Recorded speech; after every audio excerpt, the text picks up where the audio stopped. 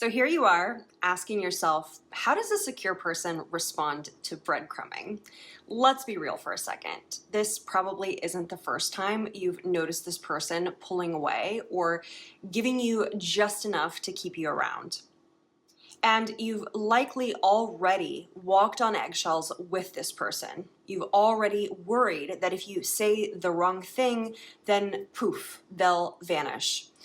Or you've fallen into that rabbit hole of researching avoidant attachment and convinced yourself that maybe it's you, maybe you're the one that's pushing them away. The truth is, being breadcrumbed is not your fault, and you don't have to tiptoe around it. In this video, we're not gonna give you some kind of generic how to be secure pep talk. No, we're gonna talk about how you can stand up for yourself in this situation and flip the script. Hi, I'm Katya Morozova. I'm an attachment coach, and I help people recover from gnarly breakups. I help them become secure and have lasting and oh so scrumptious relationships. And I do this by using the wisdom of attachment theory. If that sounds like something you want, then definitely hit that subscribe button. All right, let's get into the steps. Step one, and this is before we get into the power moves, and I promise I'm gonna tell you how to respond to a person who's doing this. But before we do that, we need to talk about what's going on inside you right now. You've got anxiety, maybe some insecurity, and you've been told that the solution is to just not chase. But here's the thing, feeling anxious when someone breadcrumbs you is completely, utterly normal. It's your body's way of telling you that this situation is out of alignment with what it is that you want. And even secure people feel this level of discomfort. The difference is that they don't avoid their discomfort hoping that things will get better. And they don't try to figure out how to get the other person to change or worry about saying the perfect thing to get them to do so. Here's something else to think about. Breadcrumbing isn't just about someone stringing you along. It's about emotional labor. And you've likely been doing the emotional heavy lifting in this relationship, worrying about the next move, trying to figure out the right thing to say, making sure that you're accommodating their feelings, their needs, the amount of space and time that they want. And that's exhausting. A secure relationship doesn't leave you constantly questioning yourself, and it certainly doesn't drain your emotional energy like this. Step two, confront the crumbs. Here's where we're gonna get real. You've likely been holding back, worried about being too much or scaring this person off. And guess what? That fear is part of the trap. You think that by being quiet, by accepting the crumbs, you're protecting the relationship. But the truth is, if the relationship is so fragile that standing up for yourself or just asking for basic consistency would break it, then what exactly are you protecting? A secure person wouldn't tolerate this, and you don't have to either. So instead of waiting around for them to throw you another crumb, I suggest calling them out. You don't have to be aggressive about it, but you do need to be direct. You can say something like, hey, I've noticed that you've been pulling back and I want to know where we stand. I really need clarity. Are you in or are you out? Now, this is where you really want to look for a direct and very clear answer from them. If they're in but want more clarity, then it's time to be really specific about what you need. You can try something like this.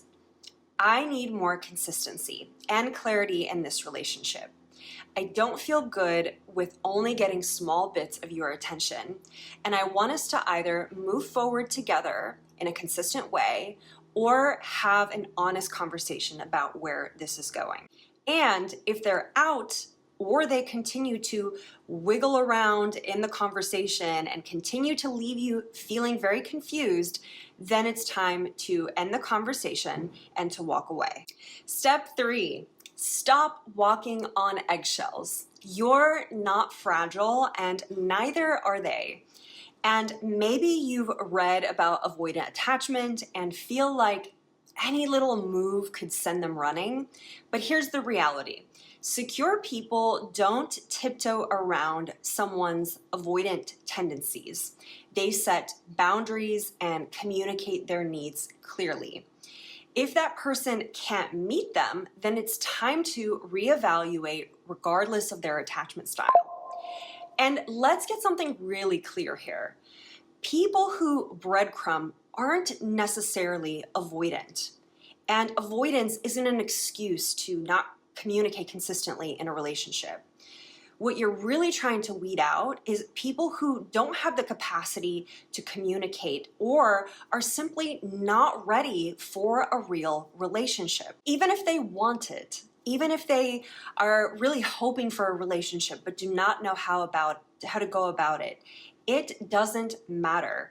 People who are ready for relationships don't act in this way, whether they have avoidant attachment or not. Step 4, reframe your fear of being too much.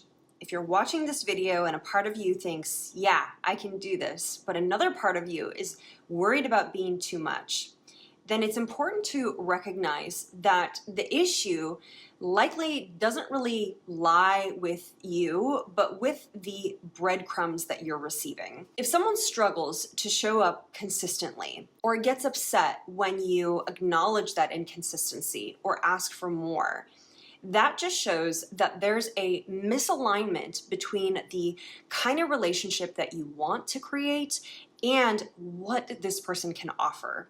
In fact, those who want the same thing as you will value your directness. It will feel like a breath of fresh air for these people. And I'm actually specifically thinking of a client. We were working on him communicating to this new person that he was dating. And he was initially really scared to communicate his needs and especially his concerns with his partner's communication. But he really valued himself. He was learning to value himself, and he was brave, and he spoke up about things that bothered him. Well, she ended up thanking him for his directness and for the fact that he didn't sweep things under the rug like she had experienced in previous relationships and let them fester. This is the kind of response that you'll get when someone is actually invested in you and invested in the relationship. Step 5. Confidence is a side effect of standing up for what you need and want. Confidence doesn't come from never feeling anxious or from this perfect relationship that doesn't exist and that immediately meets all of your needs.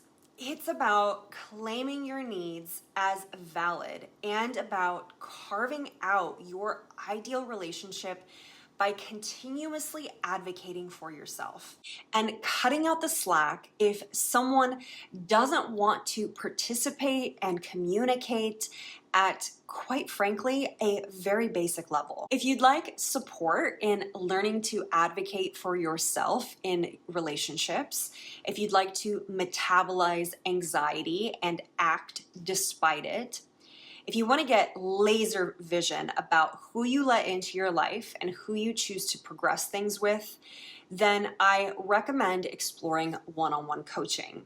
You can explore one-on-one coaching by booking a coaching session with me on my website. That's going to be in the link in the comments or right up here somewhere. Did you like this video? If you did, go ahead and hit that like button and subscribe if you want to watch more videos to help you navigate attachment and healthy relating. Next up is my popular video on the dismissive avoidant and what happens after they take space. You can check that out right up here. Thanks so much for watching, and I'll see you on the next one.